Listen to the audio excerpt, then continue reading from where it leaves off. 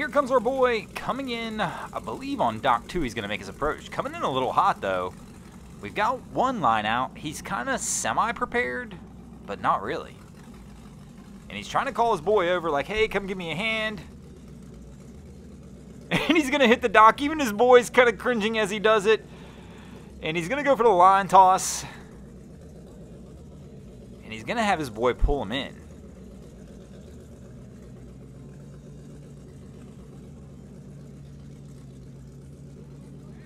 And even his boy's going to almost hit the dock again. And his boy's going to kick him off. I don't think this is this guy's boat, though. He's kind of lackadaisical about it. Doesn't really seem to care too much. And just put his feet on the seat. Yeah, this isn't his. This is somebody else's. And this is a difficult one. Our guy's trying to get off too, but one of the fireboats right here is kicking up a wake, trying to load, power loading, and it's pushing our guy all over the place. So he's going again to try and get this, but he's got the power load against him, and you can see this flag. That wind is blowing left to right across the screen, and is going to try and blow him back into 2. Oh, coming into 2 a little hot too. Careful. And the boys come over and get the save on this one. Now, if they kicked him out a little hard, he might be able to get out, but they're not even really going to push him off. Our guy's probably going to be stuck here for a second.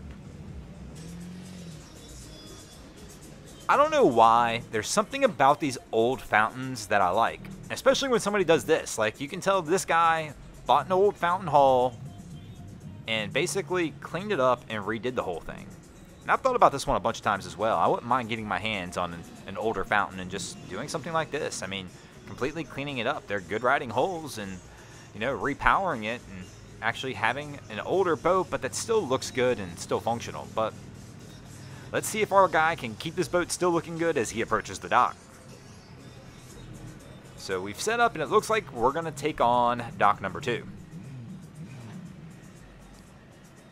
It's always a little interesting, especially in twin engine boats. You can kind of tell up front a little bit sometimes who's going to struggle and who's not down here at the dock. And one of the first telltale signs, if you see them turning these engines a lot, they're probably in for a little bit of a rough time trying to get it onto the dock.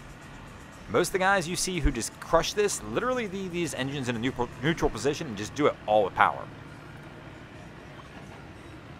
But he's got a good approach angle. And we've got a hand on the dock on number 2 and look pretty good. Cap leaves the helm. But this boat's still in reverse. Cap, you're in reverse, bro. And he realizes it and he gets pulled off the dock. Oh, Cap's mad at himself now too. He's going to have to reset this one completely back up. But got to be careful, man. If you're going to leave that helm, you absolutely better double and triple check you are not in gear if you've left those motors on. But in a situation like this, if I've got somebody on the dock, typically as soon as I get somebody on the dock, I'm going to turn the motor off. I mean, really here, he didn't need any throttle help getting back over here. He just needed to pull the boat out of reverse. And our crew's making their approach, and our girl's covering her face. Maybe she's a little camera shy. That is not something that is very common down here in Miami, especially here at 79th. Typically, everybody loves the camera. And usually, everybody wants to show off for the camera as well. So these guys are going to make their approach, and let's see if they can show off for the camera as they approach the dock. And apparently I lied. They're not camera shy. Now they really spot the camera, and they are going to try and show off for the camera. Let's see how that bodes for them as they approach the dock, because that probably, obviously it's distracted our guy who's supposed to be handling the stern line. And, oh, yep, we're getting the push off. Did the captain leave the helm? I can't tell if the boat's still in gear because it looks like it's still pulling. And the stern's kicking out. Our guy here is grabbing the dock and trying his best to pull back in. And the girls have distracted him just enough to make the docking situation a little interesting. But we get our guy off and he'll get this tied up.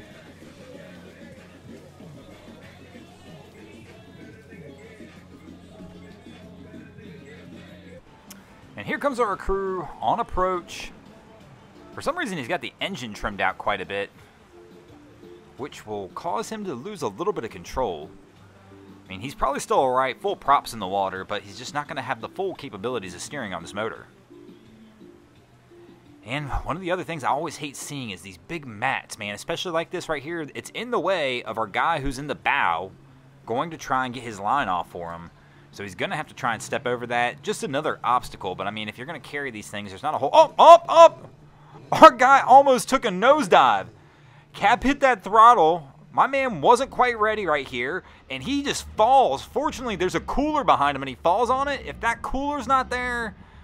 This is not a laughing situation like everybody's laughing about. My man probably would have gotten hurt. But fortunately, he's all right. And now he's alert. So he's going to definitely be paying attention from here on out on what's going on. But once again, with this mat in the way too, making their approach, it appears, on 6 is going to be difficult because our guy's going to be balancing around this mat as he tries to get off. But let's see if Cap, after our close call, can get over here safely.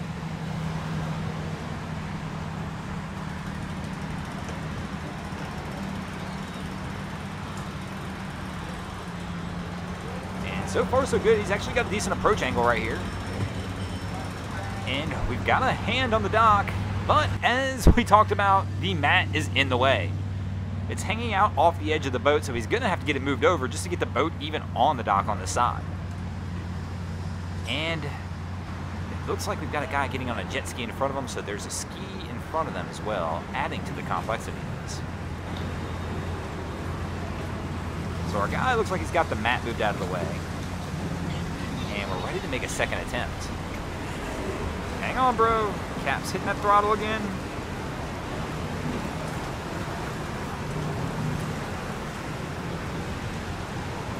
And we are good to go.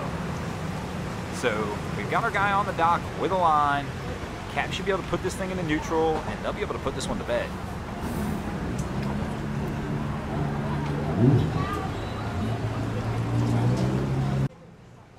And I don't know why, always at 79th, this is a scene. Jet ski out of my way, bro. For whatever reason, it's just unbelievable to me how many random jet skis we just see floating down here. Nobody ever seems to use lines. They just drop the ski, go park the truck, and when they come back, the ski's wherever it is. And I'm so surprised I've yet to see somebody have to go swim after it. For some reason, they always are able to get a ride to these things. But they've wound up over here in the trees where we film 100 times, and somebody always just brings them over so they can get their ski. But this crew here, they get the jet ski out of the way, and they're out of here and on their way. And speaking of being on their way, we're going to get on our way as well. Thanks for watching. I hope you enjoyed this episode of Miami Boat Ramps. If you did, please check out our other content. We have Wavy Boats, who does a bunch of great things down at Haulover Inlet.